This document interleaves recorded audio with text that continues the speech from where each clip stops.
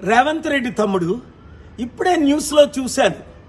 ఈరోజు నువ్వు media రిపోర్టర్స్ని attack చేయడం, అంతేకాకుండా 10 సంవత్సరాల వరకు నేనే ముఖ్యమంత్రిగా ఉంటానని. ఇప్పుడు మార్చి 15, కనీసం తాగడానికి మంచినీళ్ళు లేవు. అమీర్పేటలో మాకు ట్యాంకర్ని తెప్పించుకుంటున్నాం. 1,20,00,000 మంది హైదరాబాద్, సికింద్రాబాద్లో, 4 కోట్ల మంది తెలంగాణలో మంచినీళ్ళు లేని మార్చిలోనే లేవంటే మరి ఏప్రిల్, మే, జూన్లో ఎలాగుంటాయి? ఒక్కసారి ఆలోచించు. ముఖ్యమంత్రి అవడం అంటే సమిట్ పెడతాను, ఇన్వెస్ట్మెంట్స్ తెస్తానన్న ధ్యానం లేదే. మరి ఇప్పుడు నువ్వేదో భారత్ సమిట్ నువ్వు పెడితే ఎవరు వస్తారు? ఒకసారి అర్థం చేసుకో, దేవుడు మనల్ని ఎందుకు కలిపాడు. నేను పోటీ చేయకుండా వరంగల్లో నీకు ఎందుకు మద్దతు ఇచ్చాను?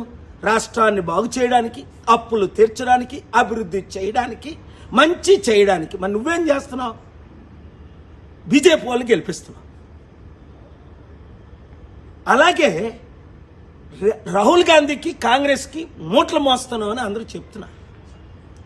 ఇప్పుడు దోచుకోవడం, దాచుకోవడం, పంచిపెట్టడమేనా, లేదా ప్రజల మీద ధ్యానం ఉందా?